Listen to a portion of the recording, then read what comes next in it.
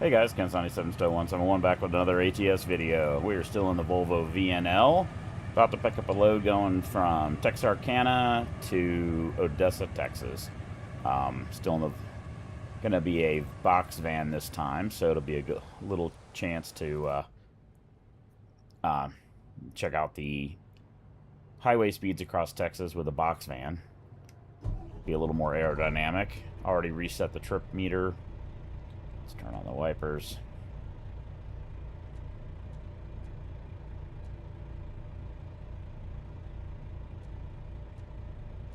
Okay, put them on automatic. Alright, that's cool. Was the gear shifter actually?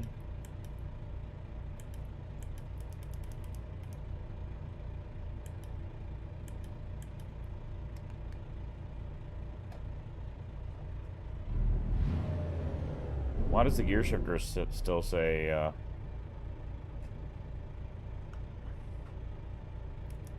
Okay, now it's moving. Because we were in manual mode for some reason.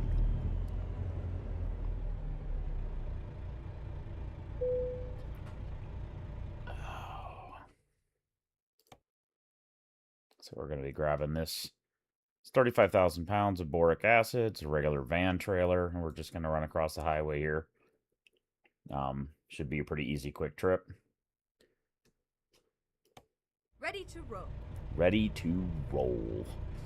And where is it? It's over there. Yeah, steering wheel's not quite adjusted right.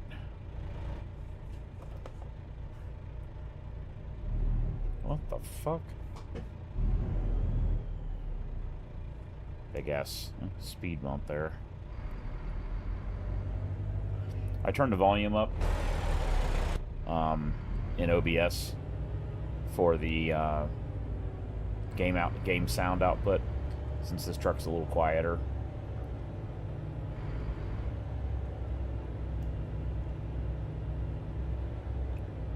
It's about 3 p.m., so probably can make it across in the daylight.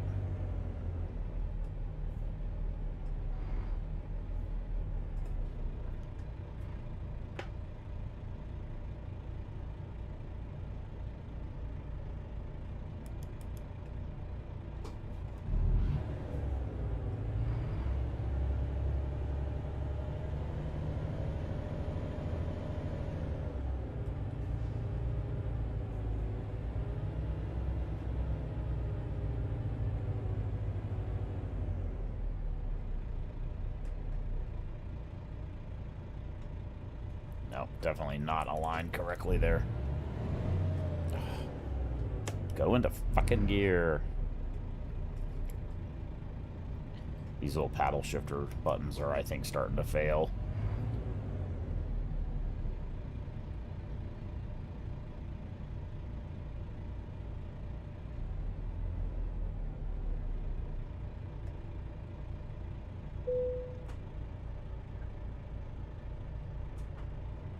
Let's do this.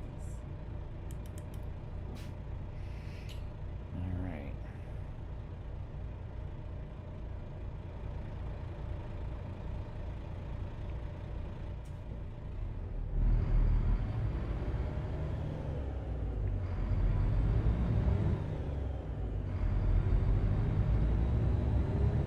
We don't have full tank of fuel, but I think we'll probably be all right. Where's the exit at? Right there.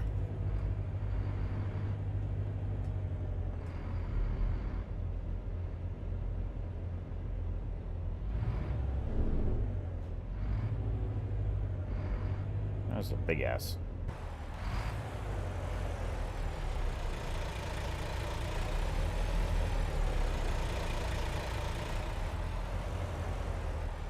Turn right.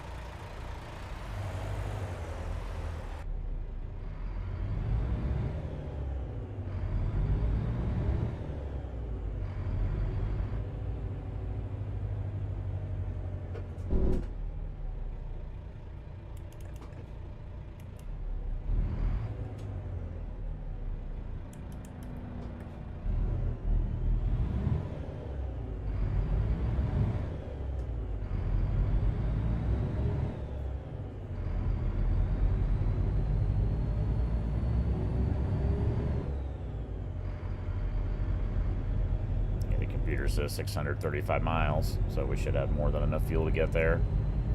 Get ready to turn left.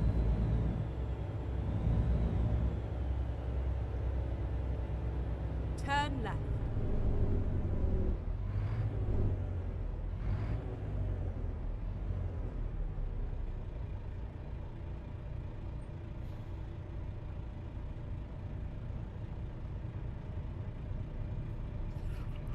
So we'll see how long we drive the Volvo here. I like the interior. Don't love the dash cluster as much as I like some other rigs. A lot like the Cascadia, that center section with the ring for speed. I'd rather see that in a digital form rather than you've got a digital screen showing an analog display and mostly empty black space in the middle of it. It just seems like a waste of space. Cascadia is that way too. The Kenworth T680 has the best digital dash, has the most useful information. Go straight on. And my next favorite is probably the International LT. It's analog gauges with a nice, useful, easy to read color display in the middle with the information you actually need, like fuel economy and shit like that. So the Cascadia with the analog gauges is not bad.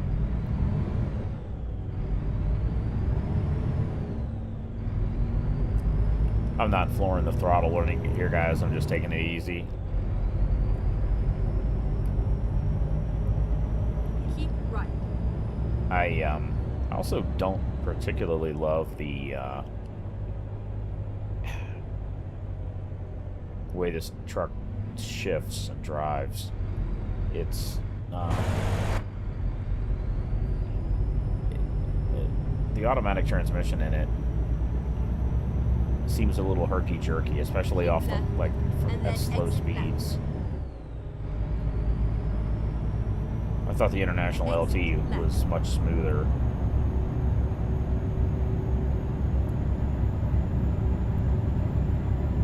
Maybe I picked too tall of a gear ratio. I'm not really sure. Keep left.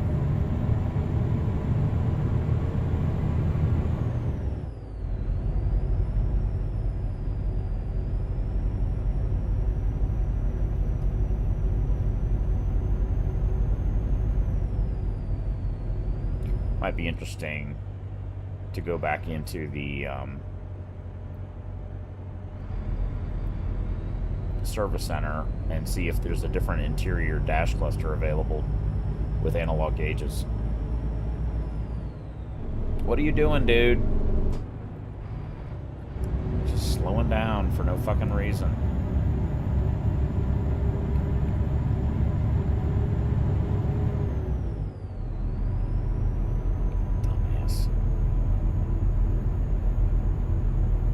Boy, it upshifted rapidly.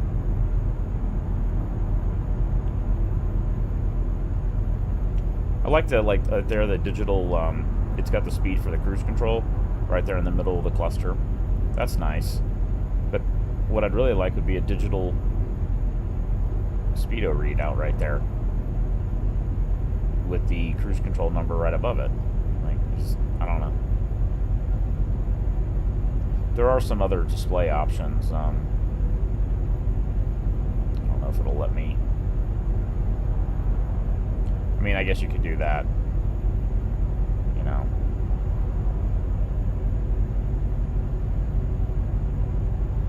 Maybe I just had it set to the wrong. Oh, shit. I'm trying to look at buttons at the same time as I'm. Yeah, so maybe that's like maybe I just had it set in the worst possible. Alright, so maybe I was just complaining about dumb shit there. How's it going, Papatoa? Just started driving.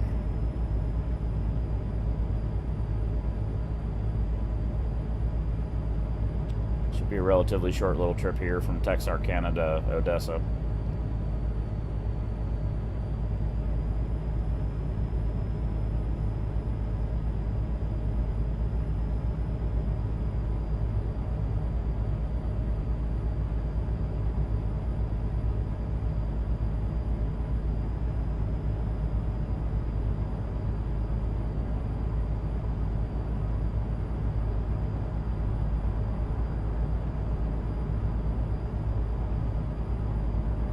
Volvo VNL is the truck we're in right now.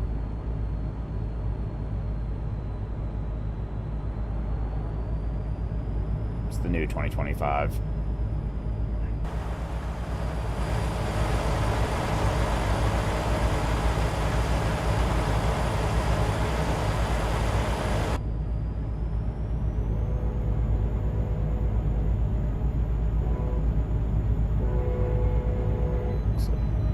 Looks like we got to pull in for a weigh station, which we'll do. Curious to see what our weight is. Shouldn't be that heavy. This load's not that heavy.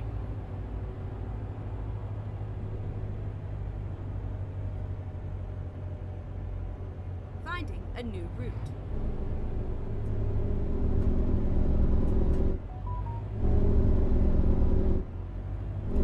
Stop. Jesus Christ. I'll tell you, I overshot that big time. I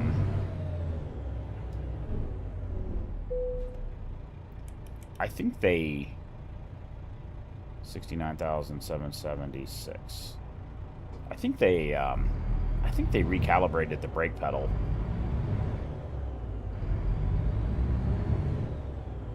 There's been a couple small updates on the game, and have to apply a lot more brake pressure than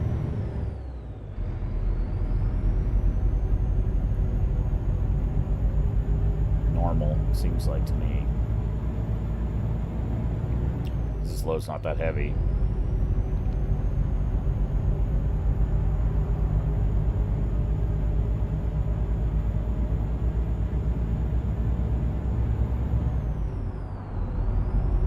Yeah, I like this truck. I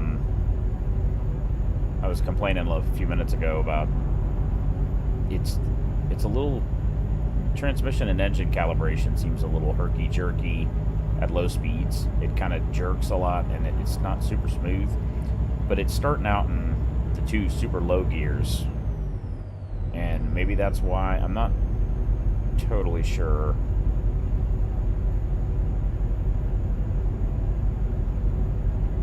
And then I was complaining about the dash cluster, but then I found out I could change it. It was sitting in that mode, and I was complaining about how it's a bunch of empty space in the middle. And then I realized you could change it, which I think I already knew but forgot.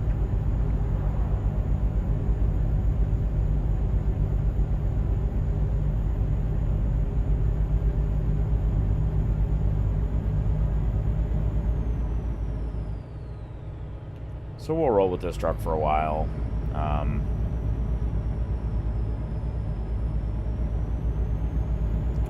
really needed a break from the really loud trucks. I love those. They sound amazing, but it hurts my ears a little bit.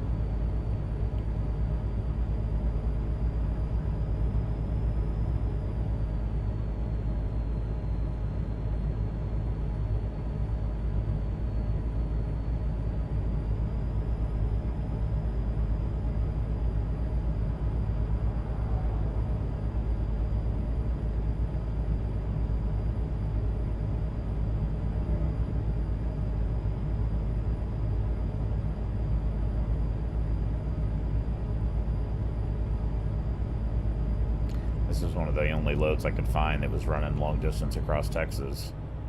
That's what I was kind of wanting to do. I looked around for another one in Illinois, and I didn't find anything, so I just quick traveled over to Texarkana and grabbed this one.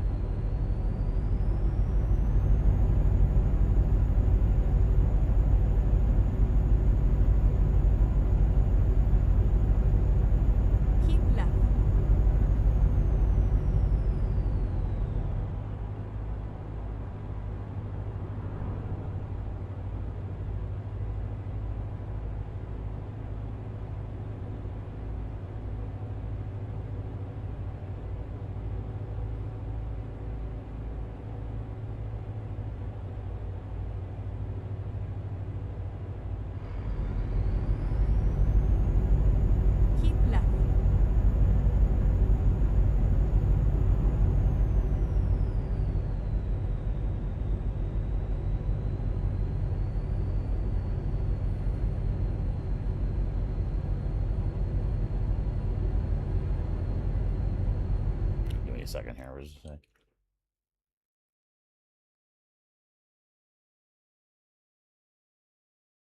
Yeah, we'll be driving this for a bit. Yeah, I kind of switched out of the last two trucks a little bit on the fast side. They're still sitting in our inventory, though, so we can always go back and drive them again.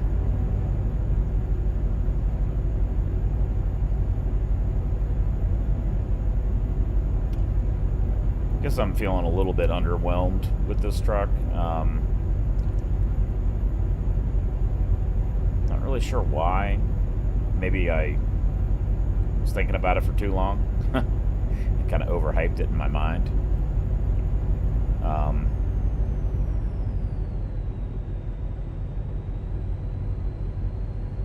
I suspect in real life it would be an absolutely amazing truck to drive.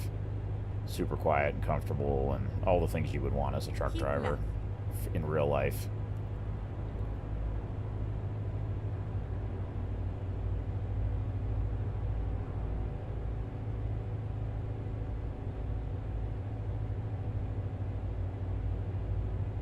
Yeah, this is a vanilla truck.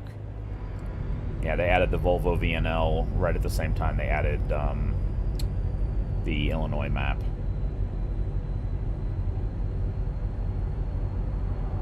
Yeah, relatively recently. I don't know when they added it. A couple weeks ago, I think, or I'm not sure when they added it. But the Volvo was in here already, the previous VNL models, but they hadn't uploaded they hadn't added the 2025-26 design. And they are different. The interior's different, and the exterior's pretty significantly different too.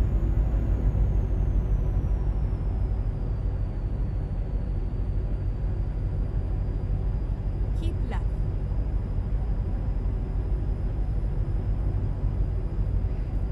I drove a Volvo VNL for a couple of years. Not a VNL, a VN. I think it was a 650. I can't remember. It was super nice. It was probably an 05. Had air ride in the front axle. Amazing turning radius.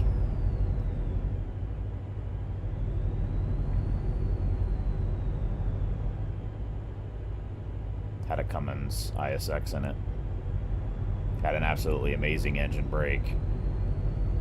A lot of problems with the EGR cooler, though. I think in the 2 years I was driving it, it had 4 EGR coolers put in it. And a couple of weird electrical issues, too. But other than that, it was pretty awesome.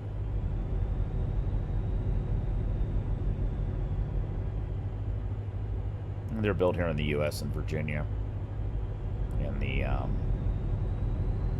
it's Volvo Mac trucks. Somewhere in Virginia, I can't remember.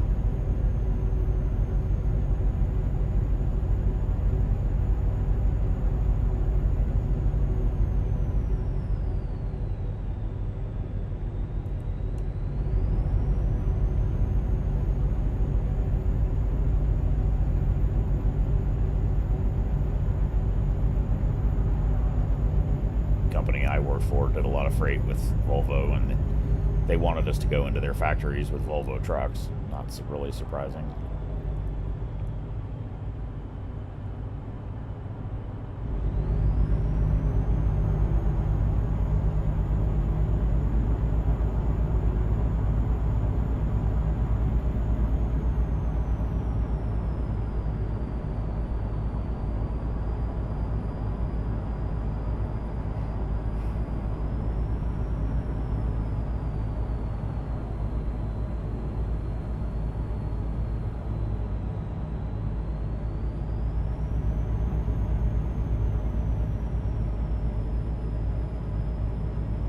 Got some videos on my YouTube channel of me driving that Volvo.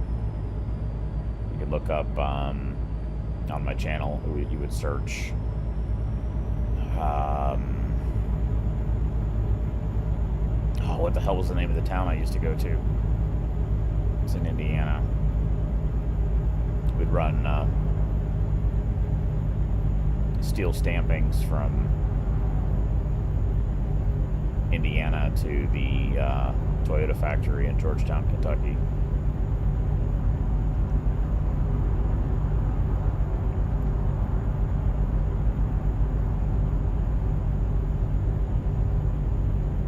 I think I have a couple of shifting videos with that truck too, showing how the Super 10 worked. It's all standard definition stuff. Doesn't look that great by today's standards, but that's what was available at the time. Wow, that looks all foggy and dusty and shit right here. That's wild.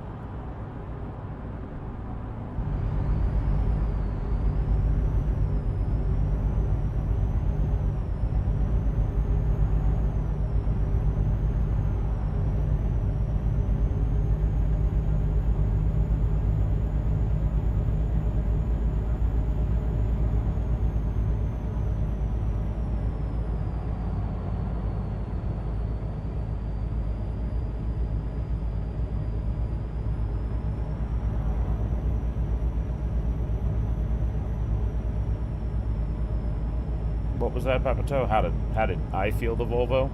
I liked it when I drove it. Rode like it was on a cloud. That front air ride axle, really. I've never driven any other truck that had air ride in the front steer axle. Super comfortable. Only negative was when you go like this, it was a little bit wobbly. It was a little bit floaty sometimes. Why is everyone going fucking 65 miles an hour? What is going on?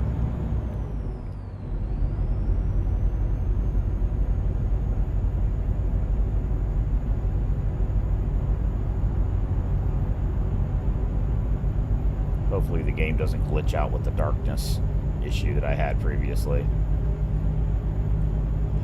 I need to put a stick it note on the steering wheel. Only do loads during the daytime until I get that worked out or figure out what's causing it. The only way I found to fix it is to shut down the game and reboot it. Not the computer, but restart the game.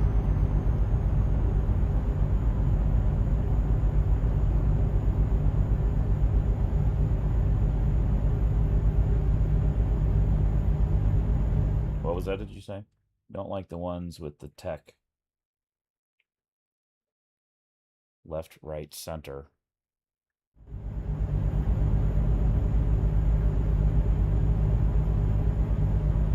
You mean the digital mirrors? Or,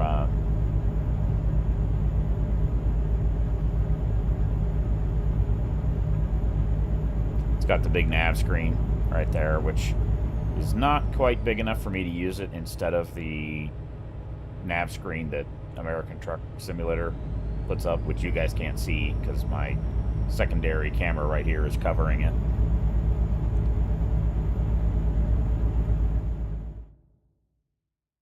Yep, a lot of tech thingies in the truck, that's for sure. It's a bit of a mixed blessing. Some of those things can really help drivers. Some of them end up being more annoyances than anything else, especially if they're badly implemented. And people have complained about that. Some of the new trucks. What did it say? I think it said the automatic braking, automatic lane centering. There are a few features, if they're badly implemented, can actually be more distractions than helpful.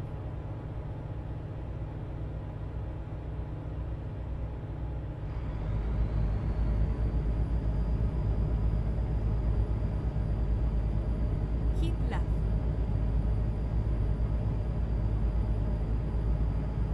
Yeah, sometimes the old school trucks without any of that stuff are a little nicer to deal with.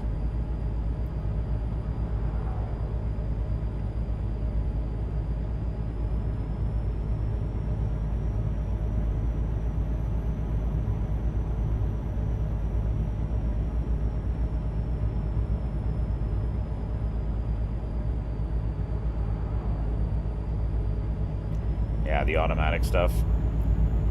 Automatic transmissions are kind of the majority at this point, at least on new trucks.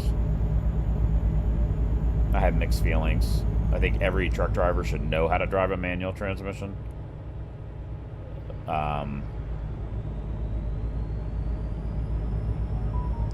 But the reality is the automatic transmission also takes a lot of load off of you physically. My right shoulder is somewhat messed up from driving a rig. Constantly shifting. You'd be surprised how much stress that can put on your shoulder.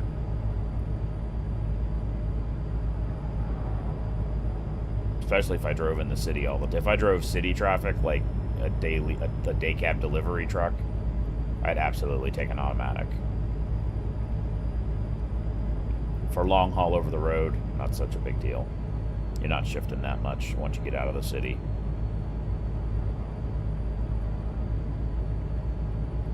What's really annoying is when you have an automatic transmission that's very badly implemented.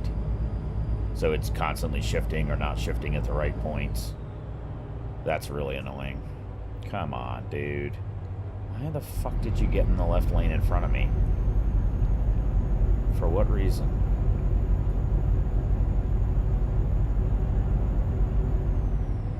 The AI traffic always seems to get to the left lane when there's an on-ramp, even if there's no car coming down the on-ramp. In that case, there was.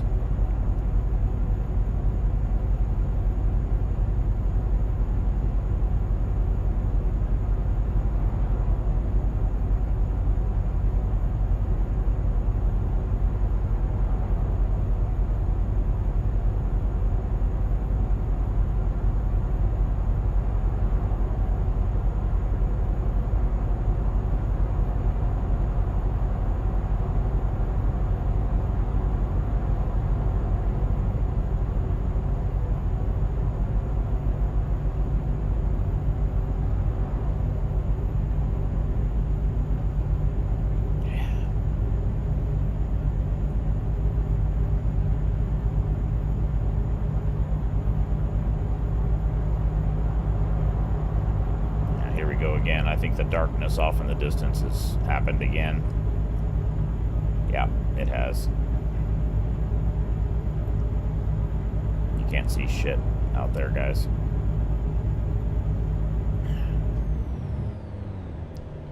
Even with the high beams on. So what I'm going to do is pull over here and restart the game. I can't see shit.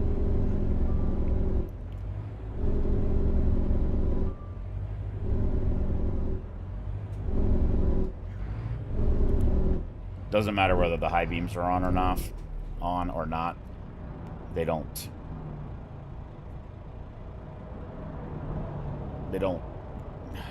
I don't know. The whole screen there is completely black. So what I'm gonna do, guys, just stay with me. I'm gonna exit the game, and the screen will go dark here in a second, and then I'll relaunch it, and you'll see the difference immediately.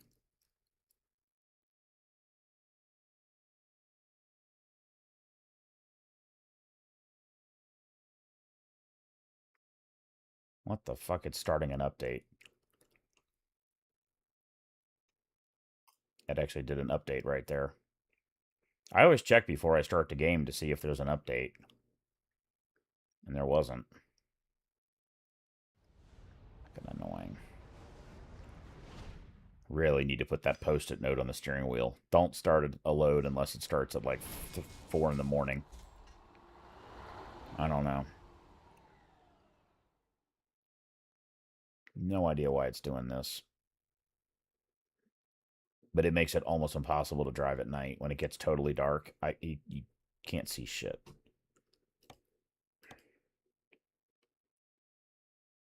I don't know why that happens. It starts off okay, and as it gets darker, that's a cool front of that truck. Kind of looks like a transformer. Something we ought to do some more of is get back into Euro Truck Simulator. Do a few loads in Euro Truck Simulator just to change it up a little bit. It's a Renault. I actually really like that truck. It's pretty cool. All right, let's get back to the driver's seat here, and you'll see what I'm talking about. It'll be... See, like, that's what it's supposed to look like. All of that stuff was in front of us, and you could see none of it. You couldn't see that sign, couldn't see the water tower there. All of it was completely not there. I don't know why that's happening.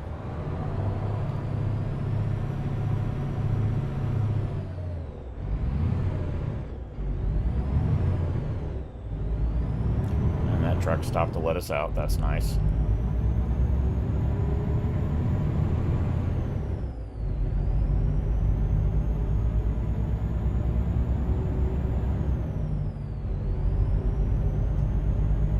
Yeah, all that stuff was completely invisible.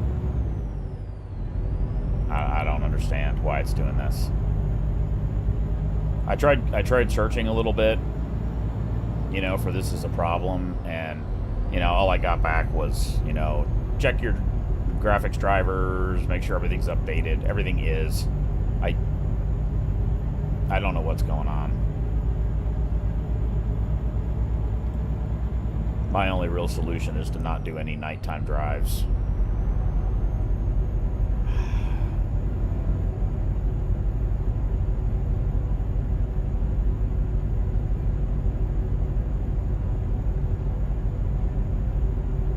Eventually, if we drive long enough, it'll happen again. Keep left. My graphics card has more than enough RAM to, you know, handle the map, to load up the map data for the game. I don't know. It's like it's just not rendering it. It's not that it's too dim. It's like beyond a certain distance, it's not rendering the visuals at all. It's just completely black.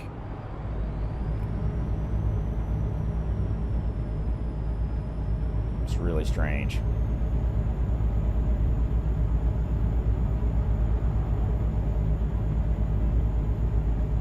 We're only 70 miles from the delivery, so...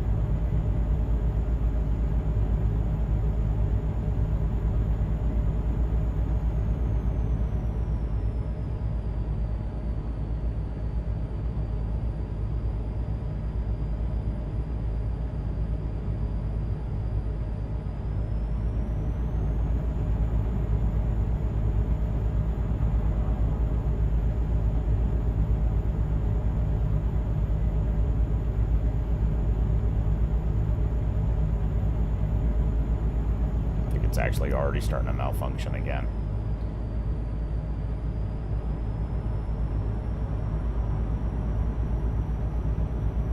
I don't know. One easy clue is to see that the headlights, how far the headlights project out on high beam. Because there's a big difference in this, most of the trucks, between low beam and high beam.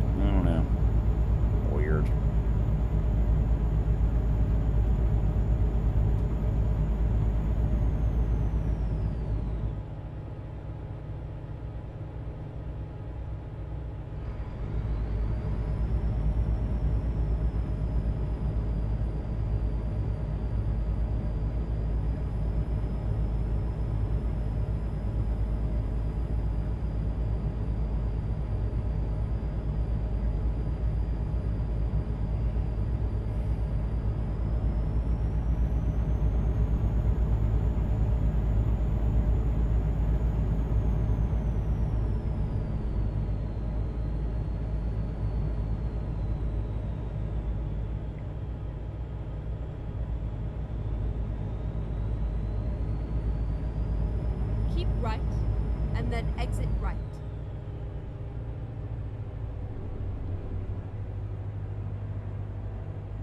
Exit right.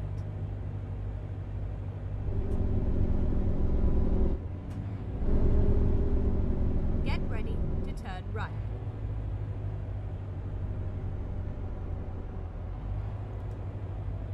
Turn right.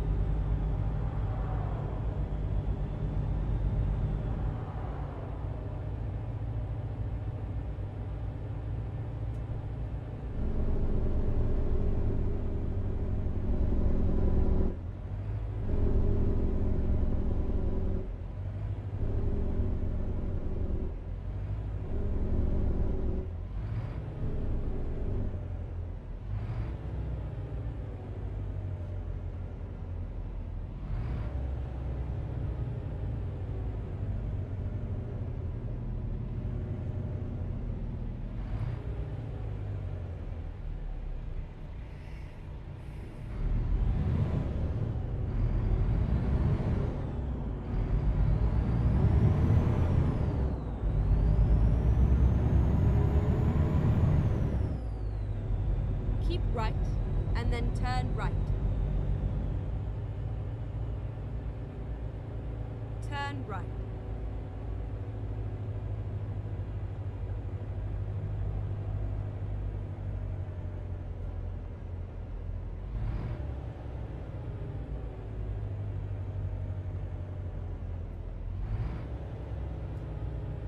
It's all over now.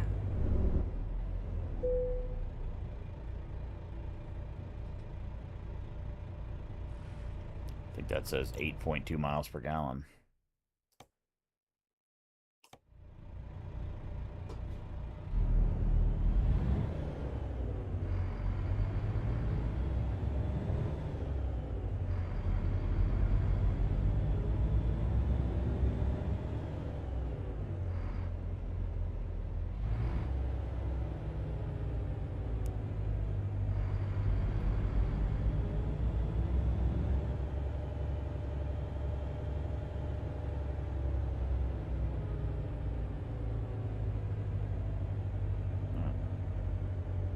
That's a fun, tricky spot.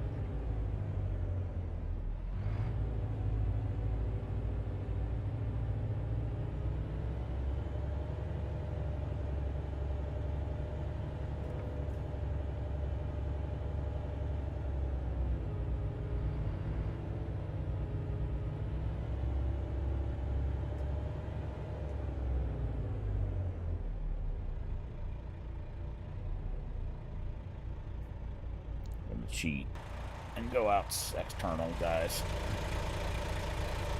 You'd have to, if in real life, you'd have to be really careful of that propane or that diesel tank over there.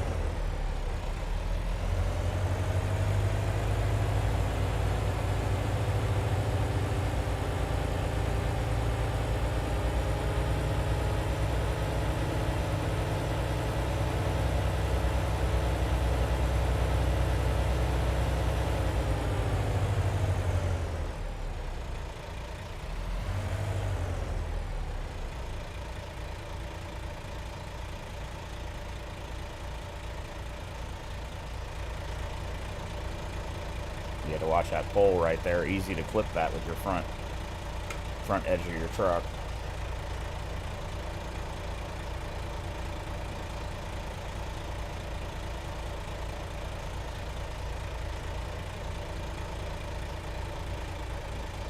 I definitely did not do the greatest job there.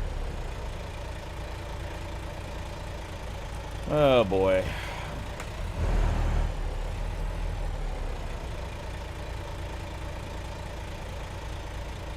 Yeah. One thing, I think the nose of this thing is longer than the previous model Volvo. Come on, go into frickin' reverse.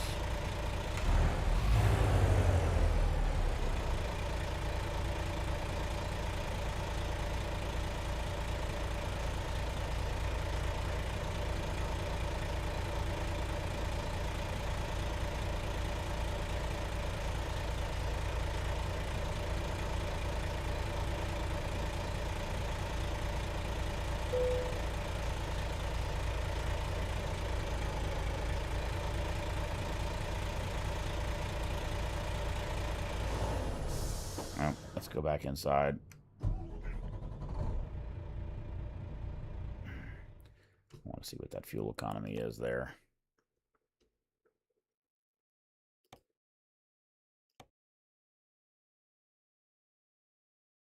Let's do it with field of view because that's a number. We can go back to 62. Yep, 8.2 miles per gallon. Pretty good.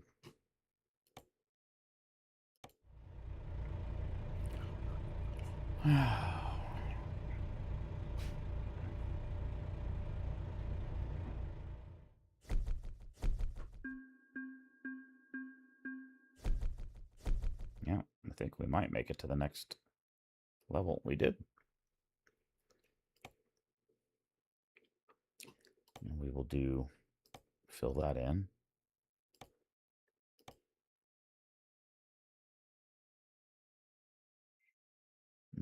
For the next time we go up one level, we're going to have to add to the possible range.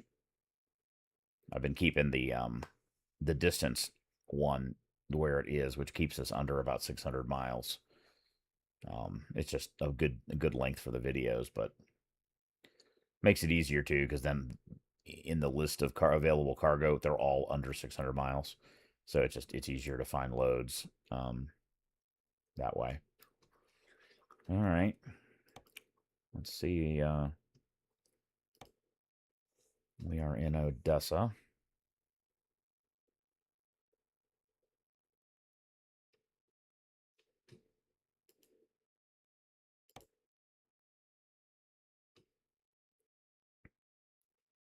Actually, I want to sleep, move the clock forward, or just manually move the clock forward, or both. If we do a couple of sleep breaks, we'll get some.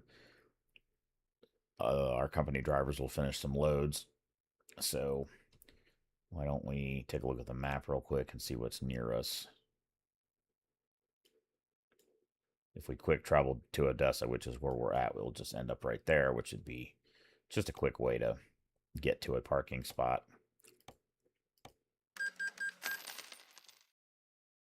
That's a super nice rig too. And we're at a, let's just take a look at our truck here, see if there's any services that need to be done. Actually, we probably ought to do tires. Don't really have to, but you get to about 5% or 7%, and every time you go to a weigh station, it'll say your truck needs service. And there's a place where we can sleep, literally right in front of us.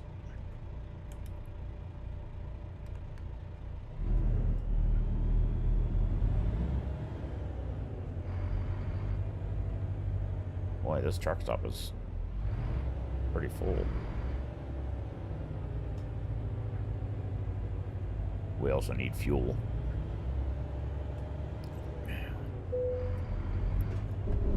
We'll take our break first.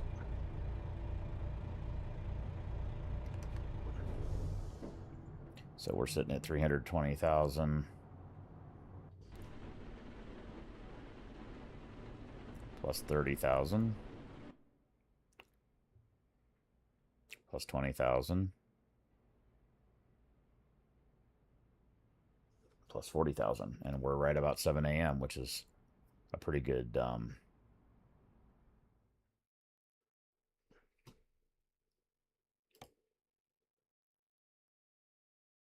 That's interesting. It moved us over here. We were in Odessa.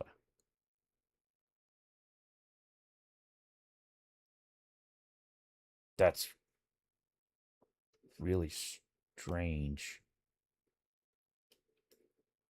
We were like right there. I would have thought it would have put us right here because there's a service center right there. I wonder why. And that's Odessa. That's really weird that it didn't move us. I thought it was going to quick travel us to this place right here. That's really strange. Huh. Oh well. Let's see what's available.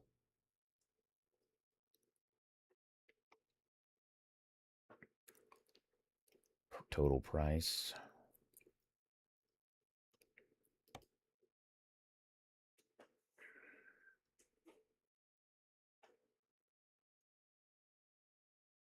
Not any really big priced items.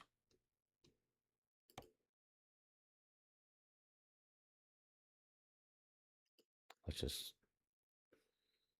Portland, Oregon to Idaho. Amarillo. Don't really want to quick travel that far. It would cost quite a bit. There's Houston.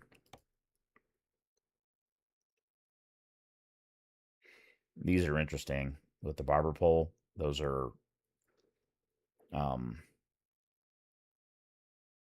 forget what they call them. They have they're like overweight, over wide, and they you end up with a lead car in front of you, like I'm sorry, escort. They're escorted loads, and the maximum speed is 45 miles an hour. So if you get one of these, it's like 700 miles. That would take you forever to do that, because even on the interstate, that you can only go 45. So I always just avoid those unless they're super short.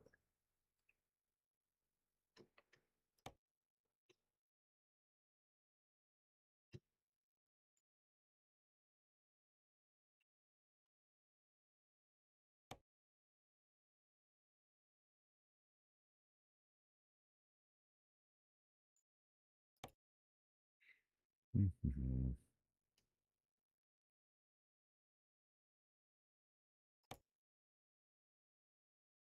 It would be all back roads.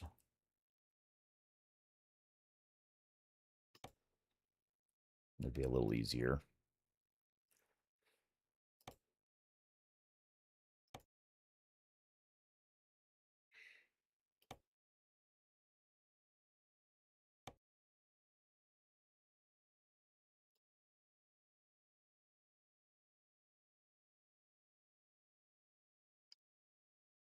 Hey, Wiz Nation, how's it going? You have a question for me?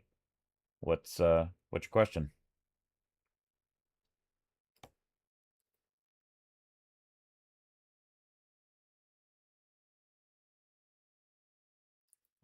This is just an old Android cell phone. It's running a app called Sim Dashboard. Um, I don't remember if it's free, but you run Sim Dashboard on the PC, and then you run Sim Dashboard app on the Android device. It could be a tablet. Any Android device will work, and basically you can totally configure whatever you want up here. So that part of it's kind of a pain in the butt.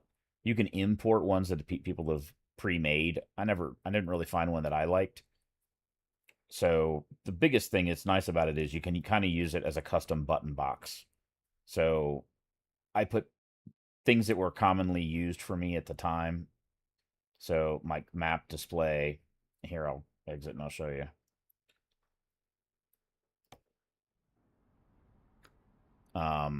Actually, you're not going to be able to see this because this camera is taking up that view. Here, I'll try to look.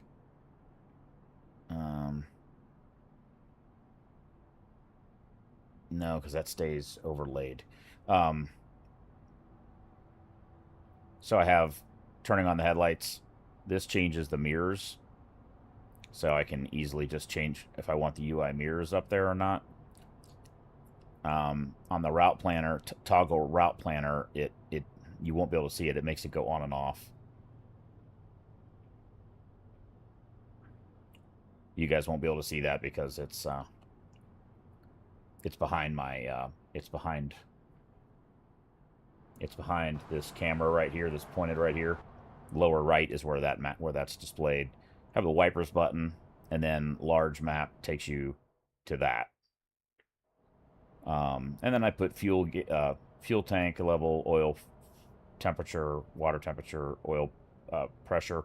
Honestly, those are the only one that's really useful is the fuel gauge. Some of the old school trucks that I used to drive, the fuel gauge is not easy to read, or it'll be hidden behind the steering wheel and you can't really see it. So it was nice having one right there.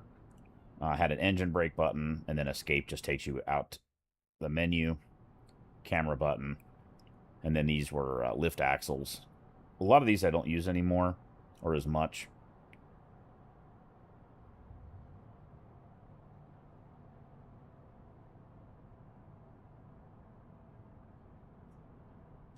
So you have a button box, but it's not working. Can't the brakes button error when I push it in. No, I don't have an air brakes button. I don't know if there's a parking brake. There is a button you could press to turn on and off the parking brake. I just have it as an indicator right here. This P just tells me when it's on or it's off. I designated this button on the steering wheel to turn it on and off, and you can see it lights up on the screen, but it also lights up right here when I turn it on and off. But there might be a button. I can't really get into here right now easily and do it live on screen. The thing that's cool is I'm pretty sure the app was free or super cheap, and it does not need to be a fancy phone. Just use a phone if you have an old Android phone laying around, or pick up like a $50 7-inch tablet or something like that. And then over here is my Stream Deck. Some of these are streaming buttons, like start and stop the stream, mute, controls whether this camera displays. And then these are also truck related. So four-way, wiper, headlight, high beam, low beam, beacon, horn. And then this one changes the truck from automatic to manual shift. And then I've got a couple buttons for increase and decrease the engine brake amount. The rest of these are computer related. GPU clock, temperature, and CPU percentage.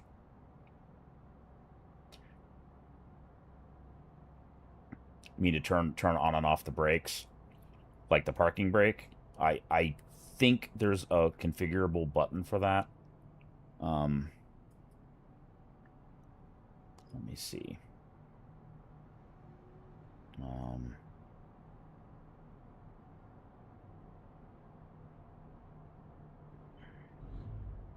Got to be a little careful because you can screw up the design.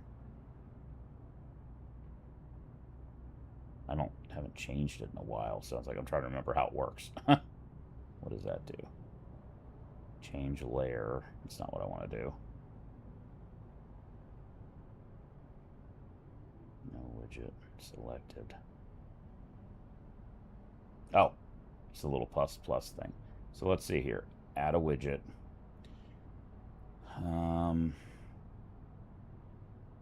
Gearbox. PM shift light.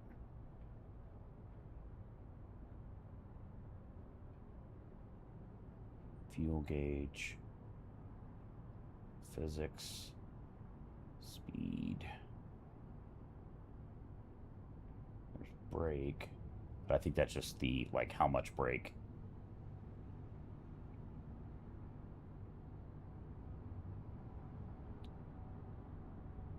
Let's try under engine.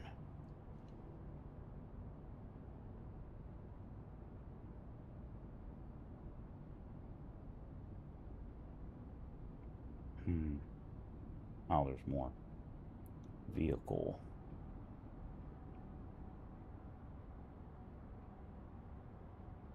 Air pressure. It's one of these things that once you set it and kind of configure it. Oh, shit.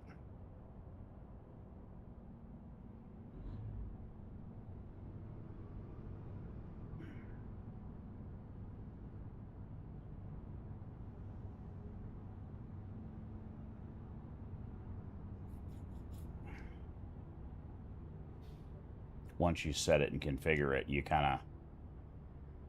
Parking lights, parking brake, on-off indicator light. So I think that's what I have. It's just that's the same icon right there. Engine brake.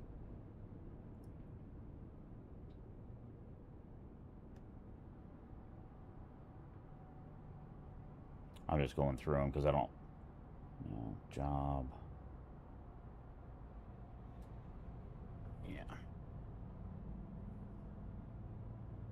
Oh, here's button box. Let's see here. So you can add, I think you would use button box as the option. And then there are several switches. Let's see here. Start, stop. Start, stop engine. I think you could set a momentary button. So let's just do... let's see if it's under miscellaneous before I do that. Ring, no. So let's do button. I'm surprised it wouldn't be under button box.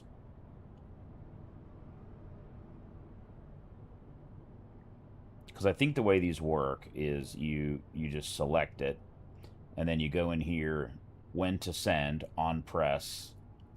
There's modifier key 1 and 2, what the actual key is. You can have it vibrate. It can be a toggle mode. You can change the background color, active color. I'm surprised there isn't one pre-made for parking brake. But, yeah, I'm pretty sure you could do it that way.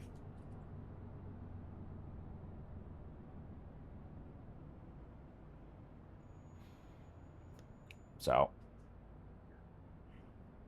I don't want to play with it because once you... sometimes you can screw this up, and it's a little bit of a pain to move everything around the where you want it.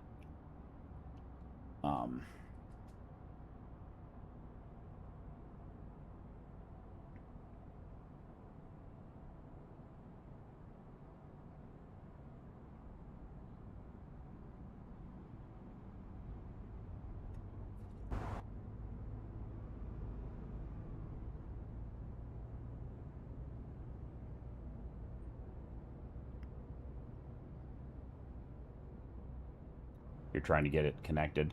Yeah, just get yourself an old... I mean, you could use the phone that you're using. It doesn't have to be an old phone or an old Android tablet. Just use the one that you have just to test it and play with it. I can't show you because I'm in... This stream will only work inside ATS. I can't show you on my Windows desktop. But just look for Sim Dashboard. Also, there's a bunch of YouTube videos. First place I saw this was on... I think it's Roane, Roan Trucking. I think that's where I saw it the first time. He's got like a 7 or 8 inch tablet mounted to a desk. That's where I saw it in use the first time and thought, because I was having problems with, I ran out of buttons on my steering wheel to do some of these things, and I was constantly reaching for the keyboard, which is a pain in the butt while you're driving. It's an easy way to crash. So this thing really helps with quick access buttons for things that you might need. Some of them I put up here because I thought I would use them more often than I do. But things like the wiper button are nice. You know, I have enter and trailer, just things that you use regularly, so I don't have to reach for the keyboard. You know.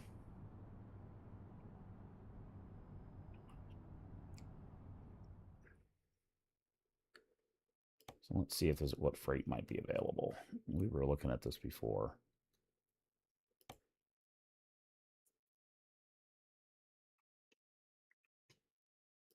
Let's do price per distance.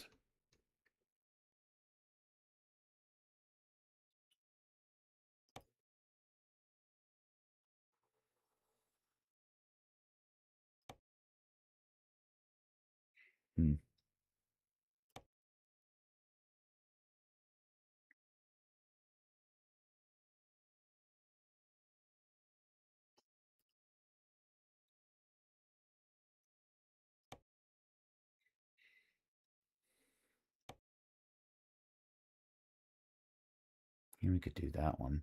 Pays pretty good. It's pretty heavy too. We could quick travel up to Amarillo.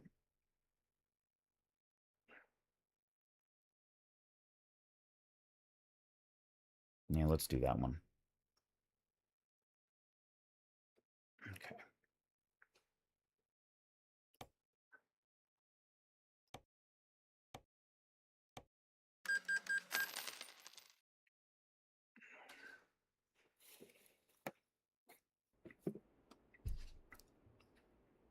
All right.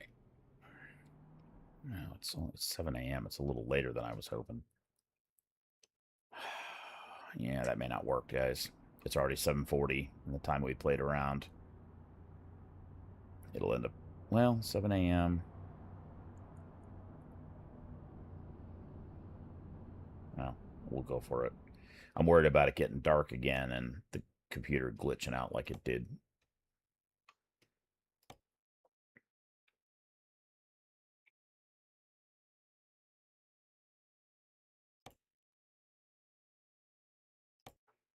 Yeah, let's do that.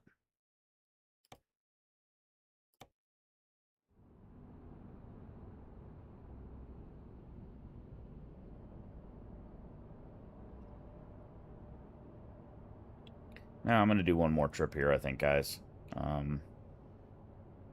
Let's do this.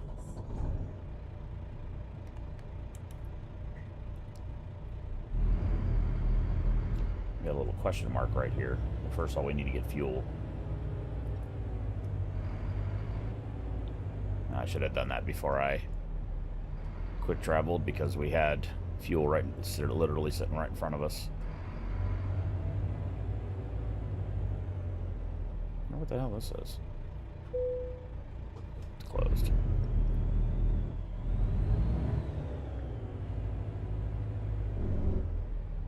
Is there a fueling station right here? No, so we are gonna need fuel. So let's get fuel first. Turn left out here. I should have got fuel before I quick traveled to Amarillo here. Turn right. Because we're gonna be hauling heavy.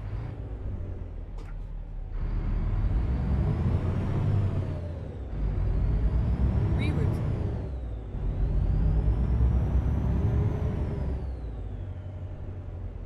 Go straight on.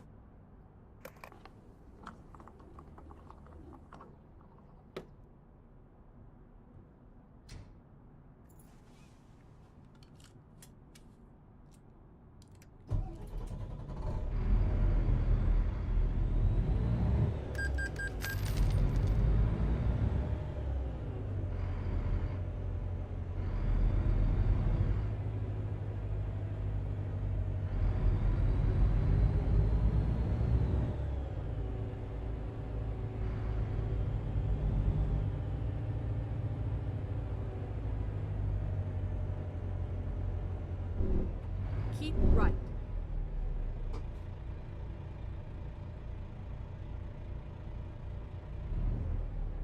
Of course, he's fucking turning. Well, he cut off that car there a little bit.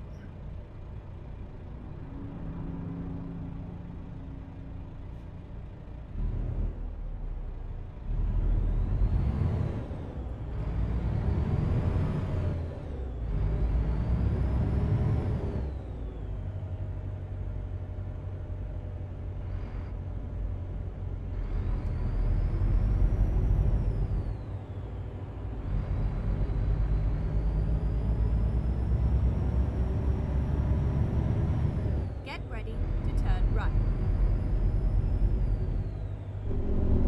No, it's not here. It's the next one. Turn right. Oh, buddy.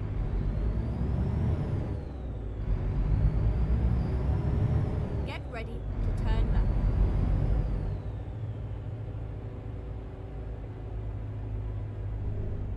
Turn left.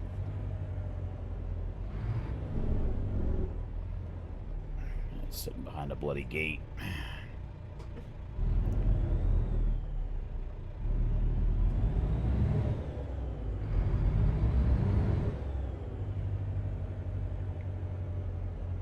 This is where it ends.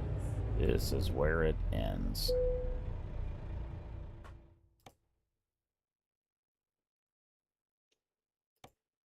Yes, I know it's heavy. It'll be fine. Drive safe. So where the hell is it?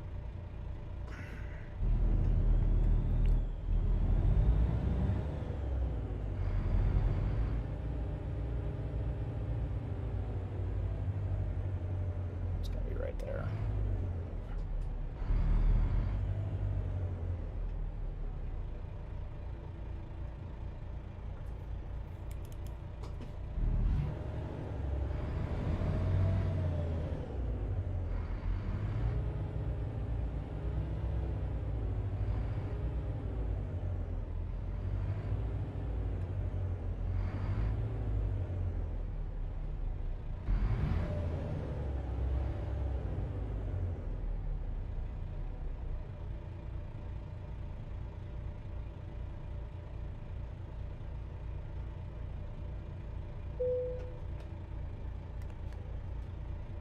Time to hit the road.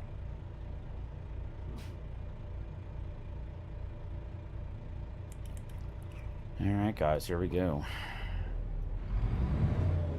Be nice if it would go into gear.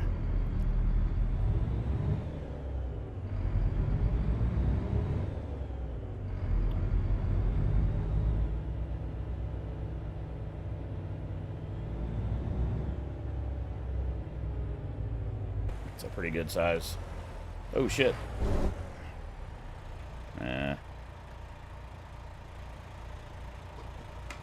Might end up bumping that thing. We got it, I think.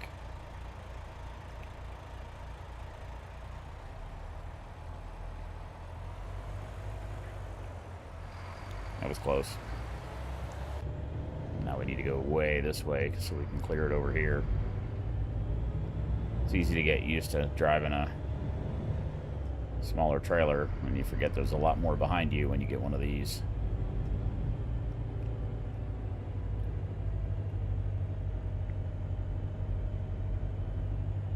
And we need to be way the hell to the right.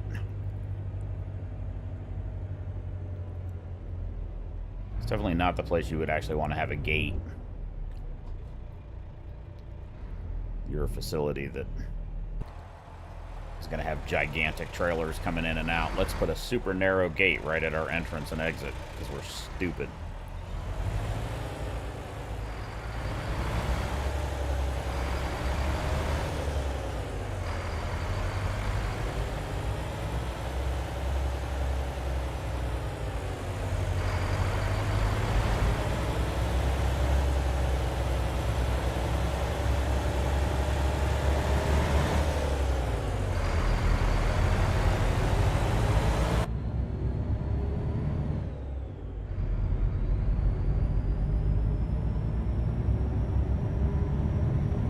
Yeah, it sounds good. It's pretty quiet, but it's got a nice little grumbly sound, especially from outside. Just a little bit of turbo whistle. Yeah.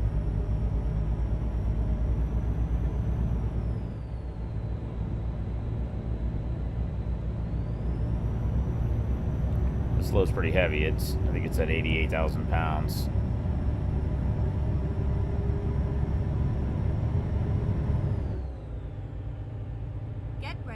Yeah, it is impossible. There are some tricks in real life, and I've seen guys back up doubles. I've even seen a guy do a triples. I saw it on Facebook. It's pretty wild. On some of these trailers, that stinger in the back, there is a way that you can go back and lock the pivot so that it doesn't. So, like, once you get the, let's say we wanted to straight back right now, you could lock the pin in that rear stinger so that it does not pivot. And then you just got to worry about the pivot point up front. And of course in Europe they have steerable trailers. In Europe this big ass thing would be on a trailer not even half this length. And they would have multiple axles with steerable wheels.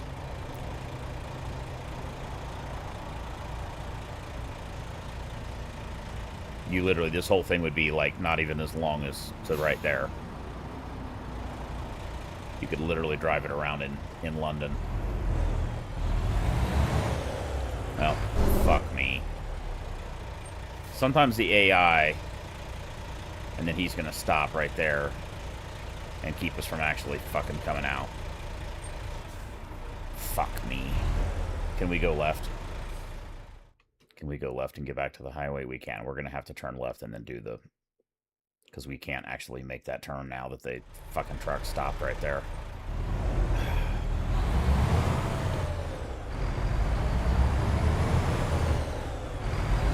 It's really annoying.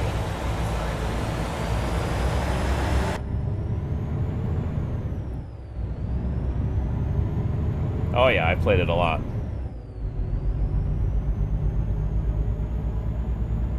I don't play as much as I play ATS, but I've got a pretty extensive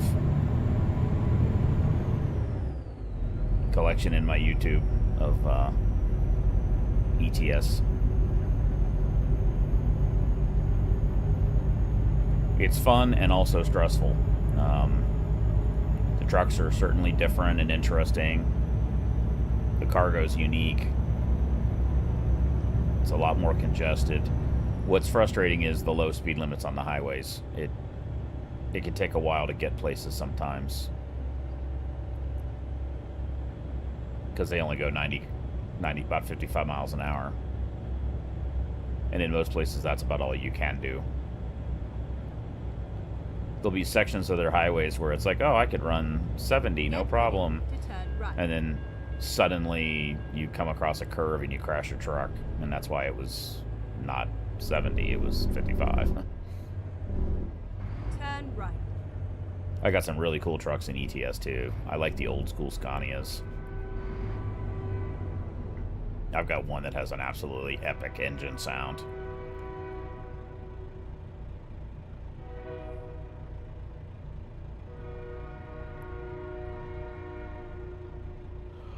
I took out one of the newer... Really, dude? I have the green light. What are you doing? Yeah, like... I totally have the green light there, guys, not you. Keep left. And That then car exit totally hit left. me. And I was not looking because I thought he was going to stop. Exit left. Like... I have a green light. I'm turning right or going straight, and you're turning left. That means I have the right of way.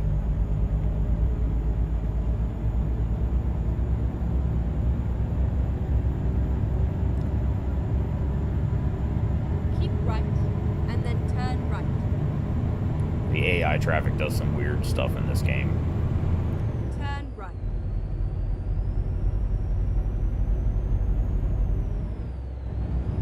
Keep right. Yeah, some of my favorite trucks in ETS are the... I've got a Scania, it's a Series 4. So it's an older truck, all analog gauges. But super easy to read the dash on it, and that's the thing I love about it. All the gauges are analog needles and super legible.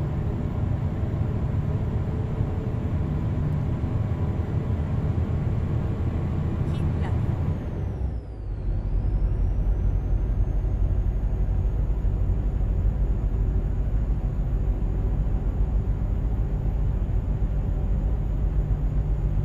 And then I took a newer Scania out with a big 780 horsepower engine. We were hauling, if I remember correctly, it weighed 220,000 pounds when you did the conversion.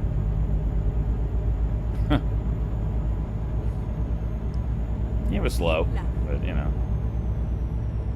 it's just insane. If you like that kind of stuff, check out Calamity Kim on YouTube. She's in the States now. She moved to the U.S. Her YouTube channel kind of went dark for a little bit because her YouTube got screwed up because her phone number changed. But her last videos out of Europe, she was hauling, she was driving an older Scania. She was pulling a 150 metric ton piece of equipment. She hooks everything up herself, manages the trailer, knows how to drive the heavy equipment onto the trailer. She's pretty awesome. She's pretty funny too, and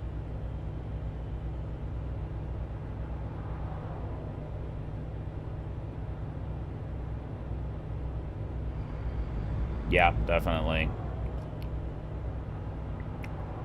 I mean, the trucks over in Europe look different for a reason. They have length laws, which we used to have here. That's why we had cab over trucks too. They still have length laws, but their weight limits are higher. Their bridge heights are higher. So they go heavier, shorter, and taller. And like here, we go less weight per axle, longer and lower. That's why we're running this super long, multiple pivoted trailer. They would never do that in Europe with this load. It'd be on a single trailer with steerable axles in the back.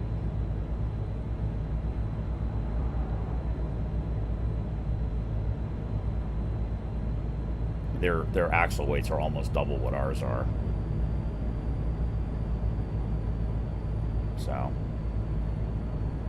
I like her. I like watching her do. I don't know what she's going to do in the US though, now that she's here.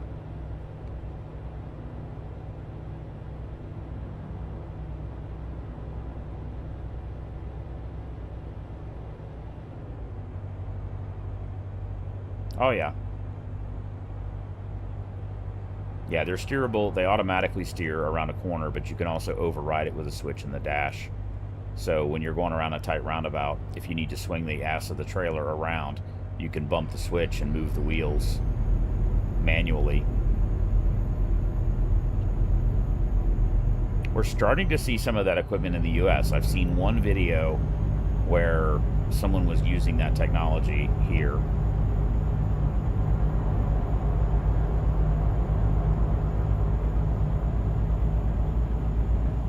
We just haven't really needed it. Our roads tend to be wider with more wider curves, so we can get away with what we use.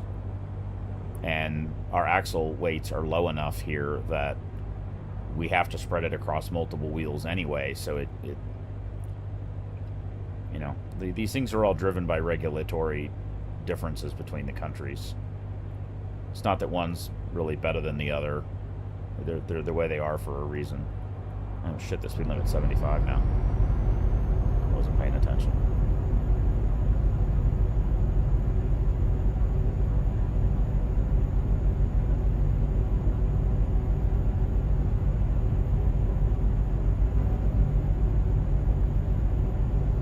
Who was going 80 miles an hour?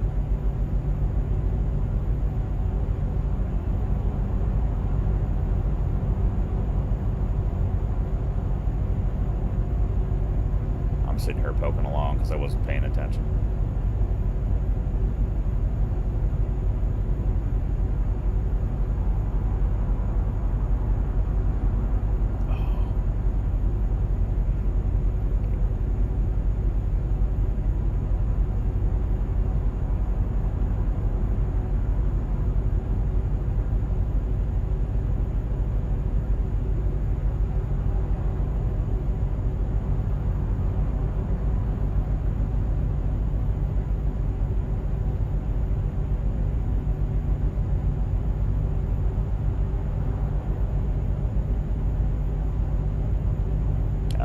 That car was going to exit.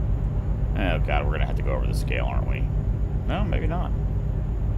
That's funny, it didn't tell us to... No, I can bypass. Cool. Kind of would have not have minded to know how much we weigh.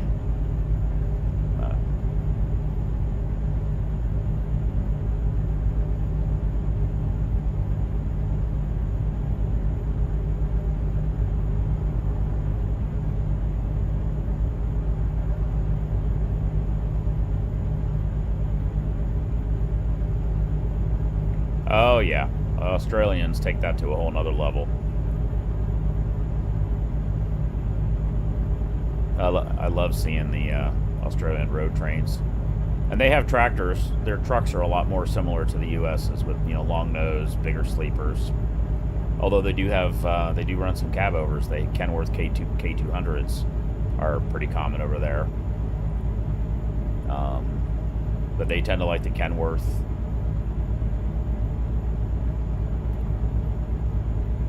The W900s and other variants that we don't get. Yeah, those road trains are absolutely amazing.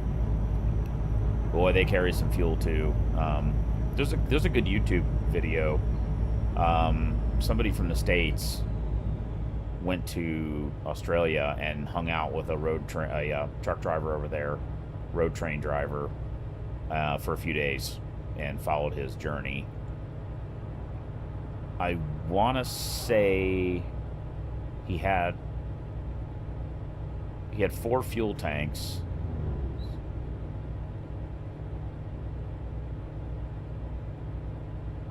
I want to say it was 900 or 1,200 gallons of fuel, something like that. Maybe it was 900. I don't remember exactly. It's up there. Because they got long distances, you know, that they're covering with no fuel, with no access to fuel. So.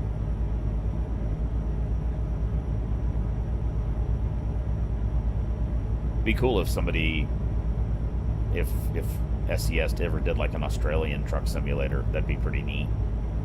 Somebody is doing an Australian truck video game. I don't remember what it's called. You can find the demo on YouTube, on Steam.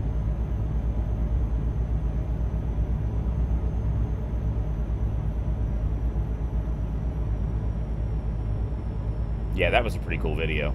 The YouTube video. I enjoyed that. One thing, too, of the headlights they run and the extra auxiliary lights, man, they're throwing a beam like half a mile down the road. It's pretty awesome.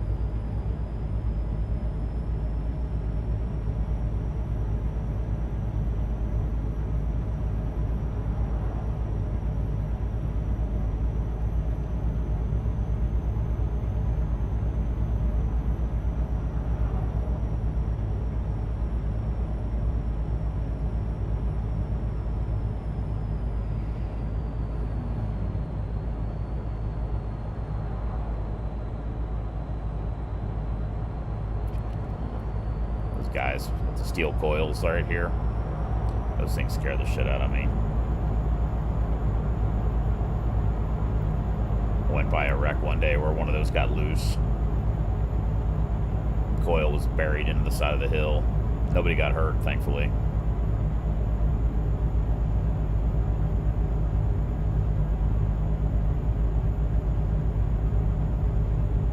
Yeah, the trucks are huge over there. You know, you need big power.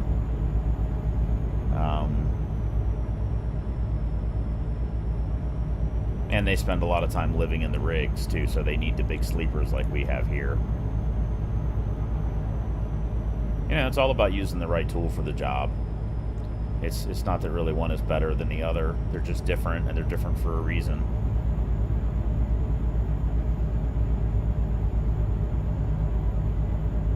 We'll see if Scania comes to the U.S. They're working on it with Bruce Wilson. They got a truck running to different truck shows. There's definitely some interest, and maybe for short haul or medium haul, they'd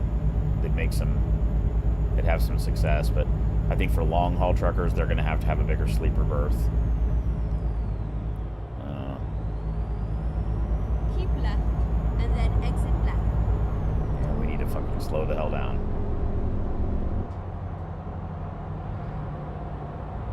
Exit left.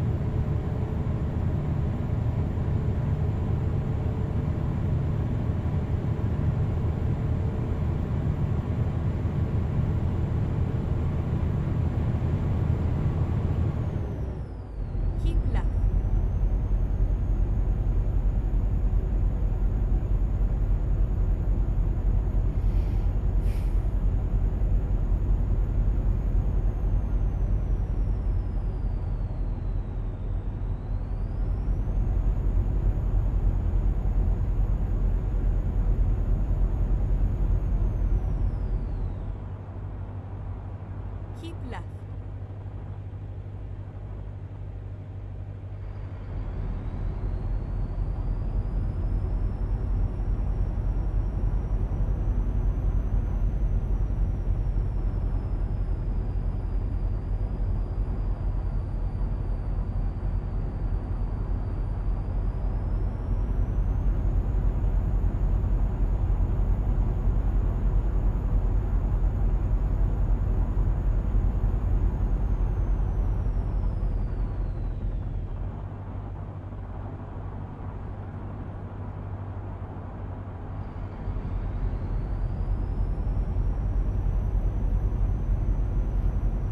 Oh yeah, the four front steering wheels.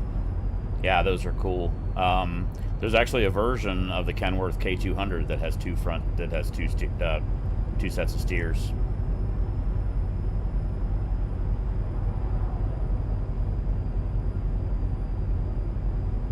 Keep left. Here, let me give you. I'll show you.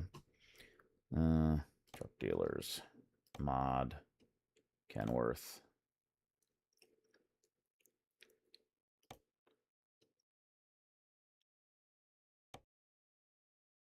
So here's the K200. And on this one, there's, you can do 6x4, you can do a little longer, and then you've got the twin, and then you got a triple axle. But this twin, this front axle here is steerable.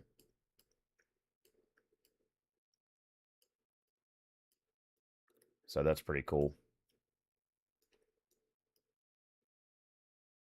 It's a neat truck. It's basically the same as the K100, but the interior is more modernized. It's got, you know, more modern gauges and steering wheel. Not a lot of customization can be done on this. It's a mod truck, but it's pretty cool. Really cool rig.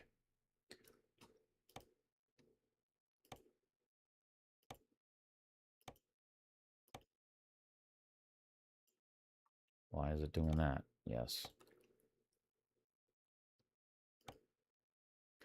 And there was, I think there was some cab options too. So there's that one. There's an Aerodyne one with a little lifted roof. That one's longer and a lifted roof. Shorter and a really lifted roof, and then longer with a really lifted roof. And I think this is just an aero shield. So that you could do that, and then that. And that's a lift axle. So, got some big ass fuel tanks on there. So, yeah, that's a neat truck.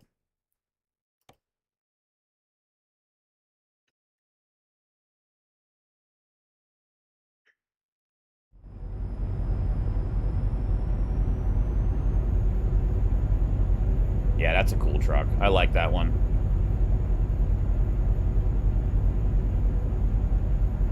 I don't know. Keep left, and then exit left. See, it needed to tell me that way sooner. God. Left.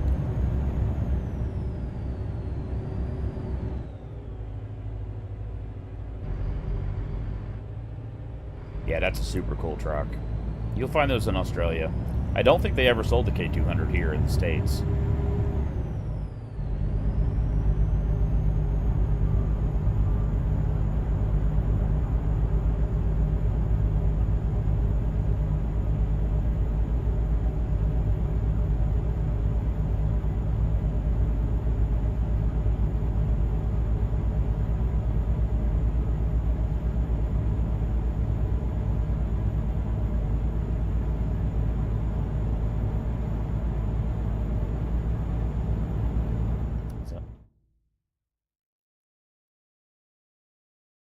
Yeah, that's it. World Truck Australia.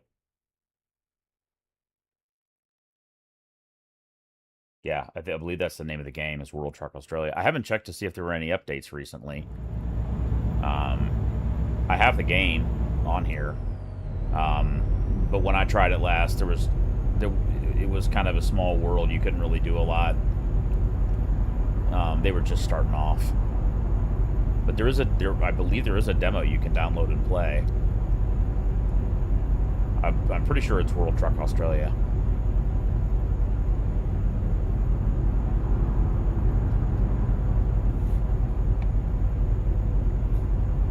It's a little weird driving on the wrong side of the truck, because the steering wheel's over there. To the right. It's right-hand drive.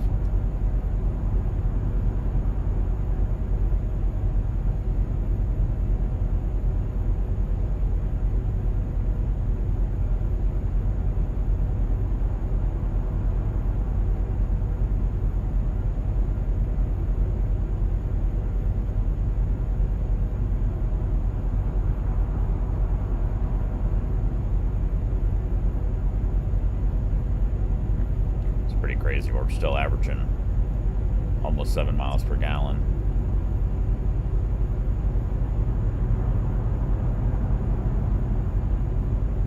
Which doesn't seem right.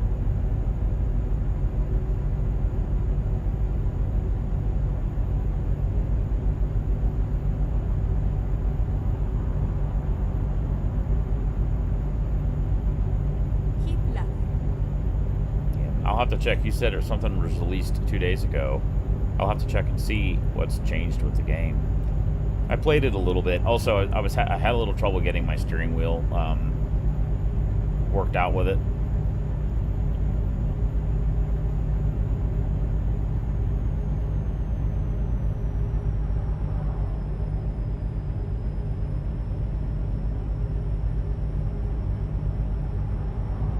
No, I've never seen Outback. Oh shit! Never seen the Outback channel. I'll have to look for it and see. Yeah, those guys are... the stuff they do is amazing. The ice road truckers are pretty cool too, up there in Canada.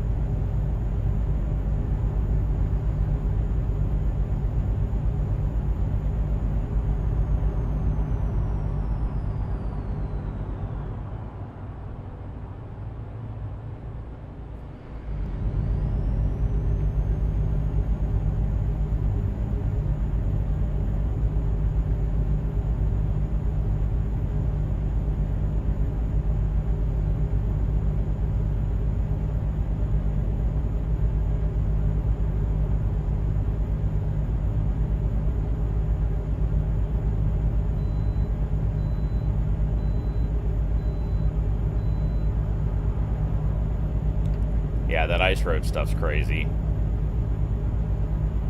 When I was watching, there was like ice frost building up on the door handle of the inside. Just, it's so cold up there. No thanks. I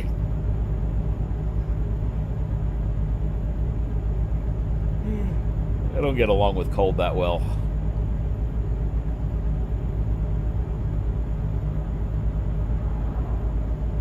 Yeah, definitely have to be careful with the weight. There's absolutely...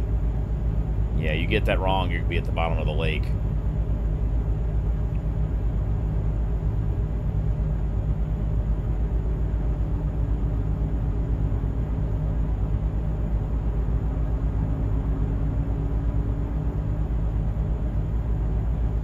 It's always freaky when they're driving along. You can hear the ice cracking and creaking and making all those weird noises.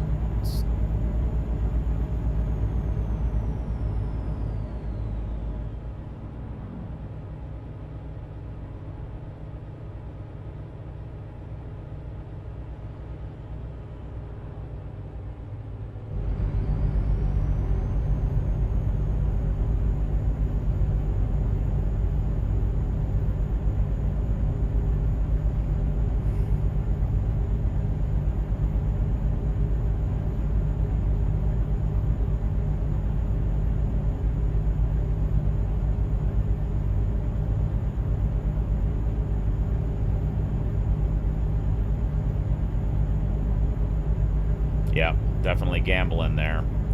They got to run chains. We do in this down here. You go through the Rocky Mountains in the wintertime, they got to put chains on too. But yeah, that's the only way to get decent traction. Is some kind of big stud spikes or chains. And they're not going that fast, so chains work pretty good for that. That was a weird glitch in the video right there. Every once in a while I get like frame stutter.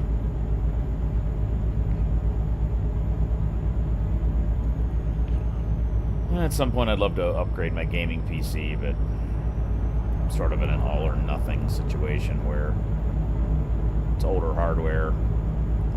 What I really need to do is spend $3,000 on an entirely new system, and I can't justify that. So I can play in 4K and higher frame rates? No.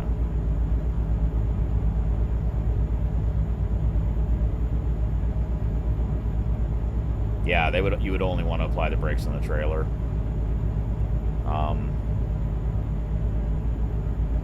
Otherwise you'll jackknife it.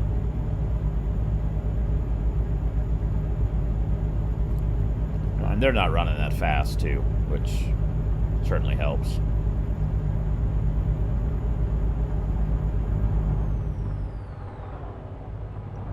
Come on. Go. Jesus.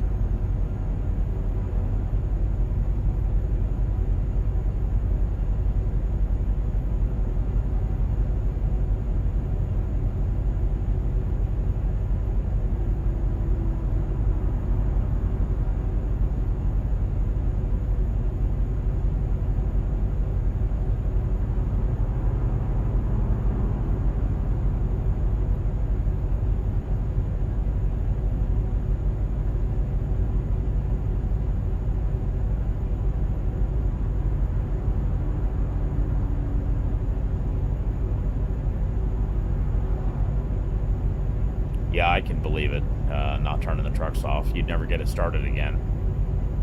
Only other way to do it is to park it inside or have some kind of pretty serious engine block heater. But at minus 60, I don't know that that would work. You pretty much got to let it run. You might even have to let it run and run some kind of external heater. I don't know.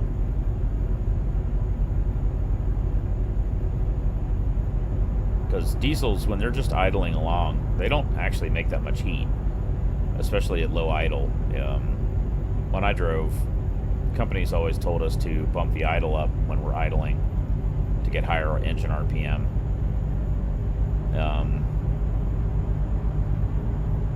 Keeps the heat in the engine more, and it also helps with maybe better oil lubrication. Oil pressure is a little higher. It's a significant fuel difference. The only truck I could do that in was the first Freightliner Century I had. When you would, when you were idling, you would hit the cruise control set button, and it would set it, and then you could go plus and minus on the cruise control and change the engine RPM in some increment number. And at idle, regular idle, 500 RPM or whatever it is, it was about 1/4 of a gallon per hour.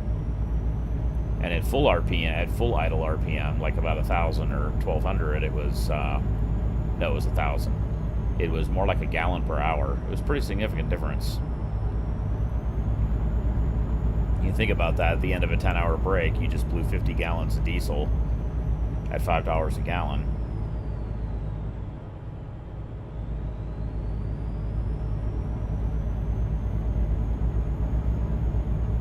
That's a big number to be doing every single night.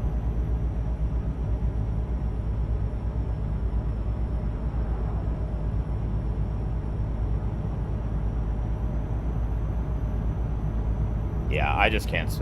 To get a significant improvement over the gaming machine that I have, I'm gonna have to spend $2,500 or $3,000.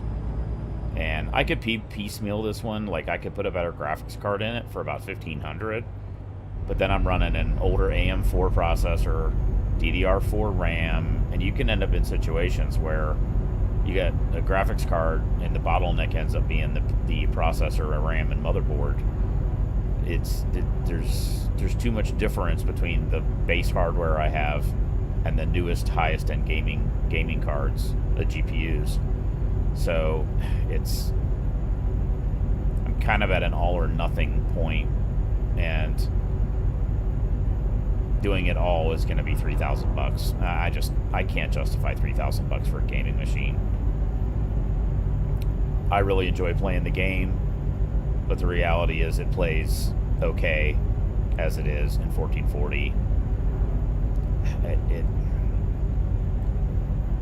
It's just too much money.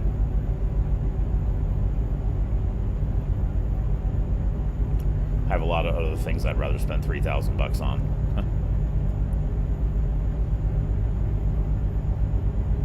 Keep right, and then exit right. Right, yeah, they have to be in a balance. Yeah, if you right. You can end up in a situation where the GPU is running much faster than the rest of the system. Where the fuck is the... Oh, it's this one.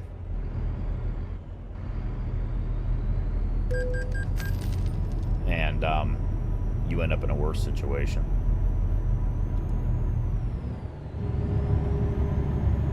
So there are ways to find out. Is it PC Finder, PC Build? There are some websites that can help you pick out hardware and get it matched up. But you know, I'm running a Ryzen 5 3500X CPU on an AM4 board, DDR4 RAM, none of which is high spec even for its time. And I'm running an RX 6700 AMD GPU. You know, it works okay.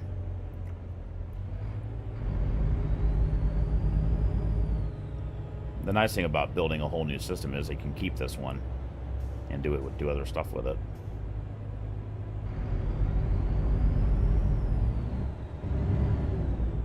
dude. Go.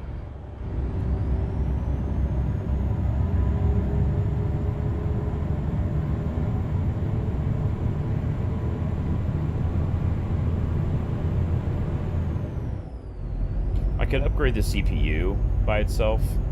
It would help with the game a little bit. And I have another game that I like called Teardown that's almost exclusively CPU based. It's a physics based game, and and I think you can only use one core simultaneously, or one core at a time. So, what you really want is one of the AMD X3D chips.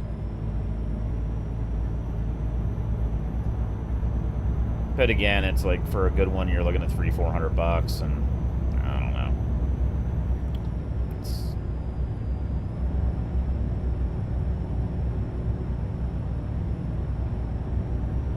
Yeah, the price is just, and the prices right now are out of control.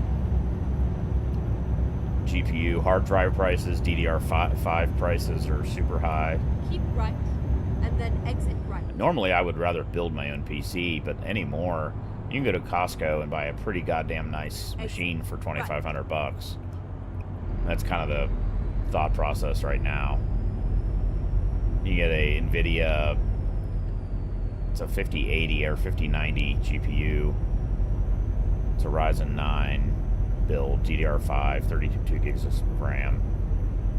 I've got the storage. I don't need hard drives. I've already got those, but keep right, and then exit right. Again, it's too much money. You know. Exit right. You know, if I had money falling out of my rear end, it'd be one thing. If I could just drive, if you can say, oh, it's only $3,000, no big deal. Well, then spend it. That's fine. But for me, $3,000 is a lot of money, and I have a lot of other interests. Turn right. That is a stop sign, guys. I have a lot of other interests. I want to get into flying drones, doing some cinematography stuff with drones. And also, get ready to turn right. I need to spend more time outdoors rather than sitting in this chair playing video games. And some of that I can stream, too. There's good cell coverage. There's good cell coverage pretty much everywhere I need to be to fly drones. It was a nice ride. So, we made it.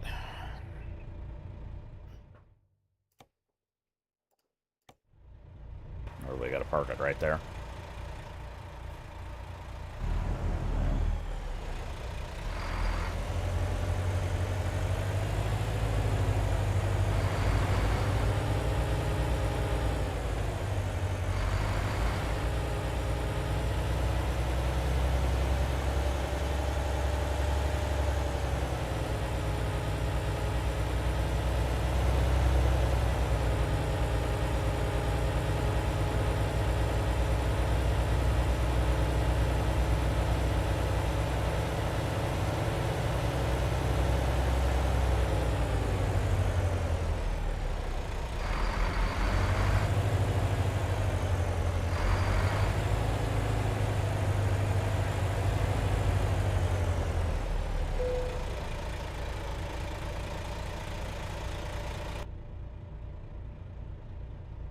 .8 miles per gallon. Not bad.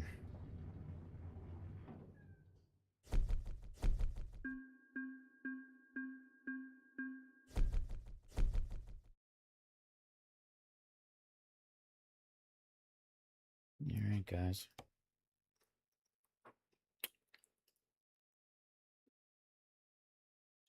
Yeah, I'm done, I think. And I think I'm gonna take off for a while, guys. I need to get out of this chair. We've been in here sitting here streaming for almost 2 hours, and I need to stretch and get off my ass for a little bit. Maybe do European Truck Simulator next time if you guys are interested in that. Might be kind of fun. A little change of pace.